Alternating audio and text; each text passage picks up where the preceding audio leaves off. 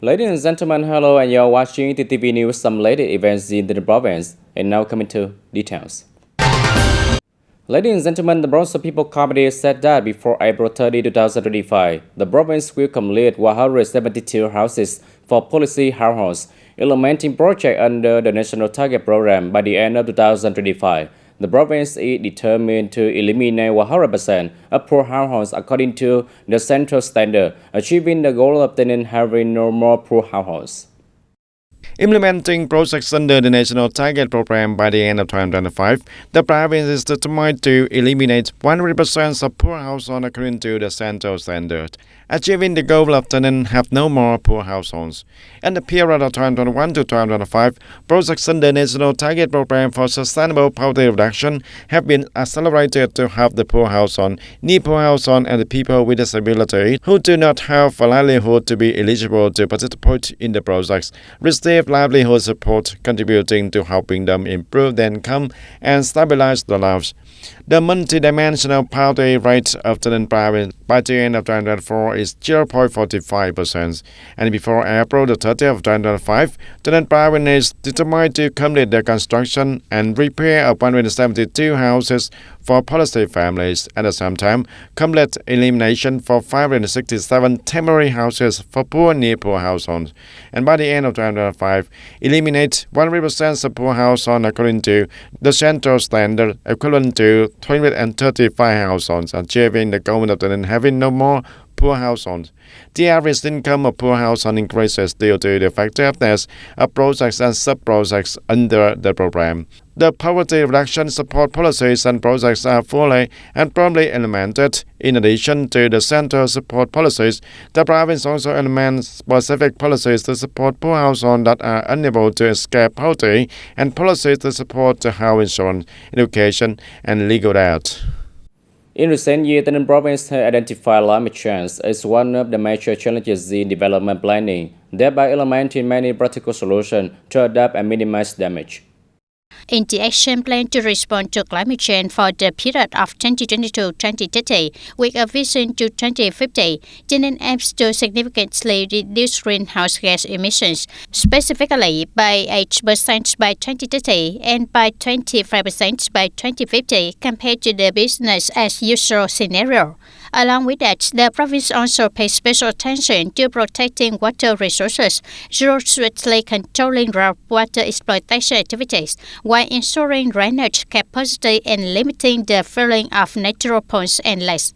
In addition, the province also invests in upgrading its disaster prevention infrastructure, focusing on irrigation, drought prevention, and landslide control, contributing to improving resilience to increasingly extreme weather events. Ladies and gentlemen, currently TayNinhTV is one of the localities actively attracting investment in high-tech agriculture when many large enterprises come to learn, invest, and build agricultural chains applying modern technology. In particular, the value rate of high-tech agricultural products in the province reaches about 37%. In particular, the value rate of high-tech agricultural products in the province reaches about 37%. Particularly in the field of cultivation, many gardeners have applied high technology in production, such as automatic and semi-automatic irrigation system equipped with the greenhouses and net houses for the melons, leafy vegetables, fruit vegetables using smart control equipment technology, display on smartphones and through the temperature and humidity sensors. In addition, the province also has many policies to support the development of high-tech agricultural production, such as supporting interest rate for developing the good agricultural practices, high-tech agriculture, and organic agriculture. The policies to support the linkage of production and consumption of agricultural products, specific policies to encourage investment in agriculture and rural areas, the policies to support the application of good agricultural practices in agriculture and aquaculture also, and thereby helping the people, especially the farmers, to expand production models to bring high economic efficiency.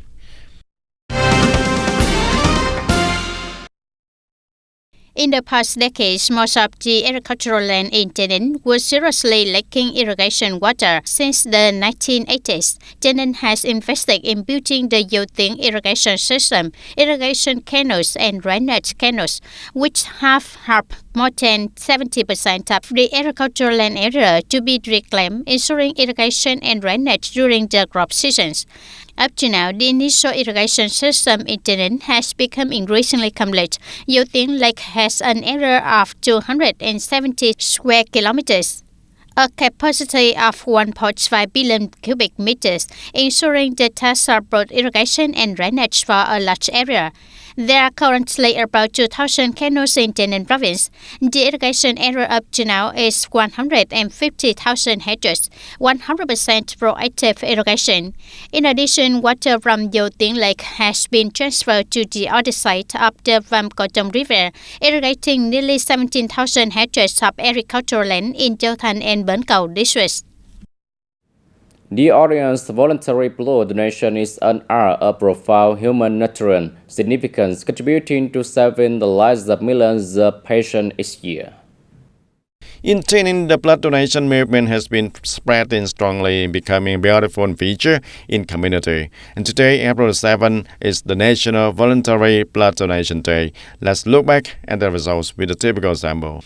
Every year, the National Voluntary Blood Donation Day on April 7 with the messages launched in each voluntarily blood donation such as a drop of blood given, a life was saved. Donating blood to save lives, a noble gesture, etc., has attracted many people to participate in voluntary blood donation, providing enough blood for emergency treatment for millions of patients in the need of blood transfusion. In TayNinh province, the voluntary blood donation movement has been maintained and strongly developed over the years, with the cooperation of organizations, units, and a large number of people. And in 2023, TayNinh received nearly 19,300 units of blood. In 2024, TayNinh received for nearly 21,000 units of blood, reaching for 107% of the targets assigned by the National Steering Committee for Voluntary Blood Donation. This means that thousands of patients have been given the opportunity to live, affirming the great role of voluntary blood donation movement and it's a clear demonstration of the spirit of solidarity, compassion, and sense of responsibility for the community of many classes of people. And through voluntary blood donation campaigns, many blood and effective models and methods have emerged, such as the motto of Living Blood Bank Club, Family Blood Donation Club, Rare Blood People Club, etc., and many typical examples in organizing, mobilizing, and participating in voluntary blood donation to save the lives has been commended, rewarded, and spread also, including the cases of blood donation many times. And through the voluntary blood donation movement, there are many examples of volunteers who have actively participated, and it's not only a testament to the spirit of volunteerism of the people, but also inspires the community to join hands to help the patients in need of blood, spreading more strongly the spirits of compassion and sharing in the society. I'm still healthy, so helping the community by donating blood is the right thing to do. As a member of the youth union, I'm always active and proactive in participating in meaningful social movements launched by the youth organization and association to further spread the spirit of volunteering among local youth. And I believe that donating blood not only helps the community, but is also an act of educating the students about the compassion, volunteer work at the school. Thanks to the joint efforts of everyone, including many outstanding individuals, the voluntary blood donation movement in TayNinh is growing and strongly spreading the spirits of compassion and sharing in the society.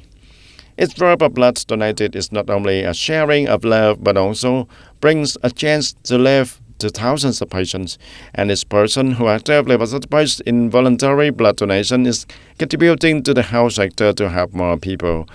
Do a good job for taking care of the people's health and making life always meaningful. The product point of sale model has been built and put into operation in the province for many years, contributing to introducing Vietnamese branded goods to consumers in a convenient and quick manner, meeting the needs of the people.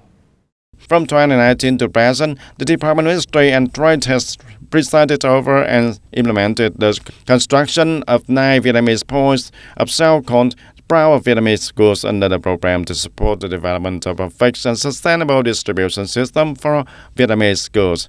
The Vietnam Point of Sale model has achieved some specific results in recent times, such as the output of goods consumed and the revenue of enterprises has increased significantly. The people have recognized and know about the goods made in Vietnam and at the same time reflected the opportunities to promote and introduce more Vietnamese-made products to consumers in and outside the locality. In particular, the model also has many practical incentives for the workers and laborers, thereby forming the habit of using and supporting Vietnamese goods for consumers.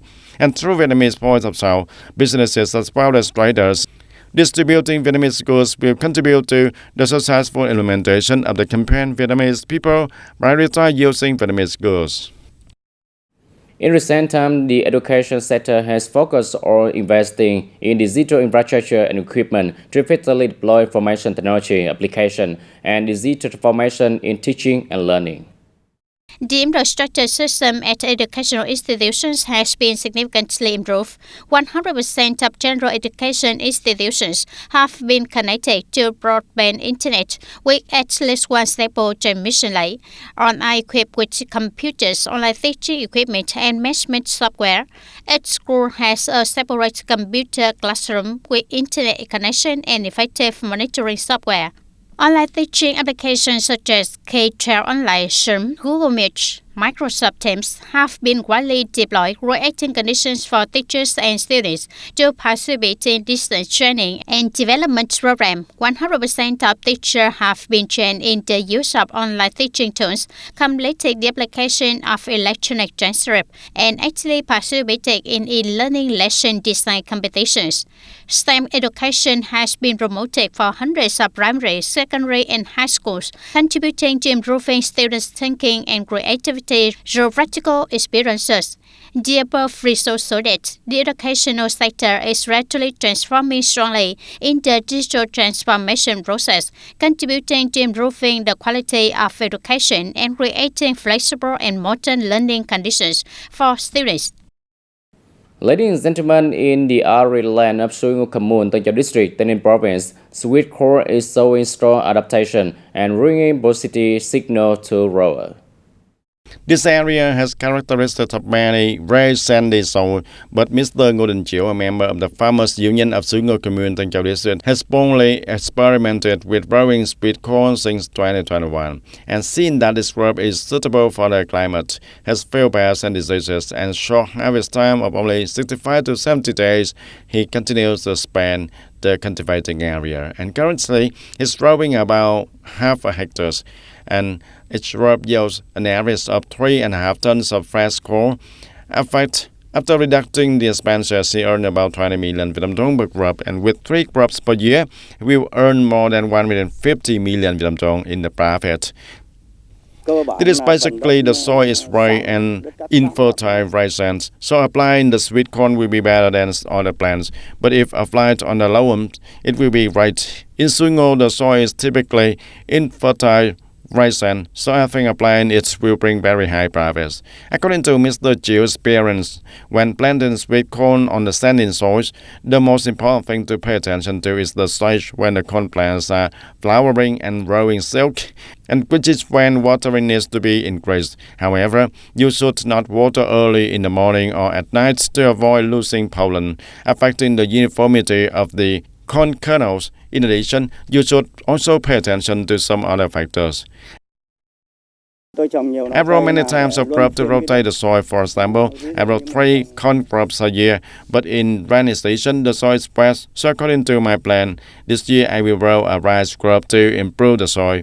But if grow only one time, the first one will not be good for the plants, and the second one will be very susceptible to pests and diseases. And with the results achieved, the local farmer union always cares, appreciates, and encourages Mr. Ngo Chiu to share his experience with the people, especially the farmers in the area. This model has been applied in the commune in two hamlets, Hamlet 4 and Hamlet 2, and recently, after receiving more information, Mr. Nguyen's family has guided several members to apply this model and has ordered the seeds for some households to implement the model also. It can be seen that growing sweet corn on the sandy soil is bringing stable income to the rowers and the farmers, and this model opens up opportunities to help the farmers stabilize and develop their economy right on the difficult land.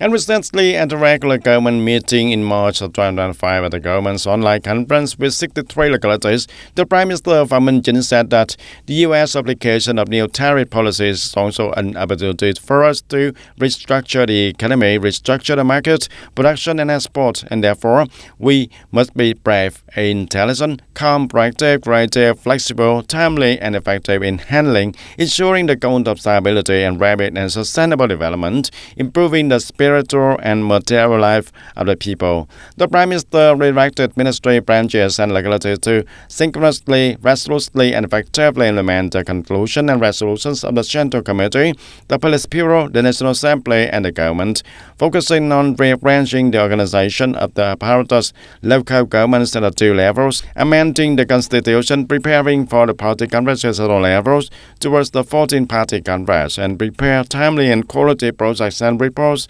according to the working program of the Police Bureau, the Secretariat, the 9th section of the National Assembly, the projects in the working program of the government, and the Prime Minister to ensure the quality and progress according to regulations, in particular with the general spirit of having courage, intelligence, calmness, proactive and creative, flexible, timely and effective handling, implementing in accordance with the direction of the Central Committee, the Police Bureau, the Secretariat. The General Secretary told them adapted to the U.S. application of new tariff policies.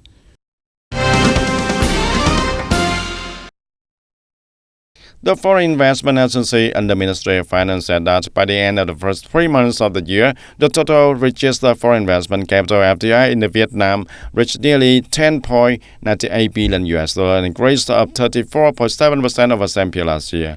The foreign investors have invested in 50 provinces and cities across the country, in which leading Bắc Ninh, Ho Chi Minh City, and Hanoi City, and foreign investors have invested in 18 out of 21 sectors of the national economy. Among them, the processing and manufacturing industry is in the lead. The real estate business is the second, followed by the science and technology sectors, wholesale and retail. And currently, Vietnam's largest investors are still traditional partners and come from Asia. Among 73 countries and territories with investment projects in Vietnam in the past 3 months, Singapore leads with a total investment capital of more than $3 billion.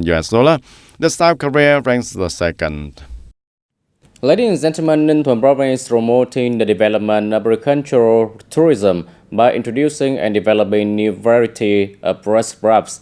These variety not only have high economic value and unique flavor, but also bring interesting appearance to tourists when visiting the vineyard, contributing to increasing the attraction of the local tourism industry. At Hoàng Yến Grape Farm in Ninh Phước District, Mr. Tống Minh Hoàng has successfully combined advanced grape growing techniques from abroad with a local traditional experience. On an area of about 1 hectare, his farm is cultivating for 8 grape varieties according to VITGAP standards. Along with the production of fresh grapes, the farm also provides seedling transfer techniques combined building the farm into a tourist destination and exchanges grape growing experiences. After planting shows that new grape varieties, especially the black summer grape, are very effective in terms of disease resistance as well as productivity, and it is a seedless grape variety with an average yield of 1.5 to 2 tons over 1,000 square meter per crop, producing for 2 crops per year, and currently the farm is cooperating with the household to expand the production area of this grape variety.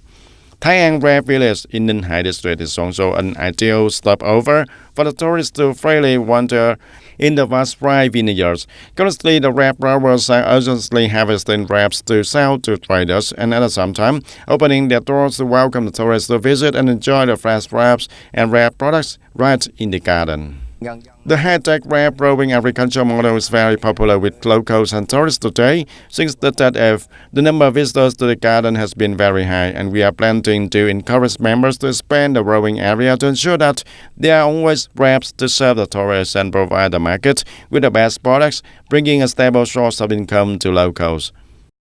The vineyards here are very fruitful, and the vineyards are very good. The climate here is suitable for growing many new wrap varieties such as Japanese pink wraps, seedless red wraps, and black finger wraps. And the quality of wraps is delicious and sweet, and with a refreshing taste. If you refrigerate them, they will be even more crispy and sweet. According to the assessment, the ecotourism model of visiting vineyards with the new high-quality fresh wrap varieties is developing strongly, creating attraction and becoming an indispensable part of tours to Ninh Thuận province. Ladies and gentlemen, that's all for today TTV News. Thank you for watching and see you next time.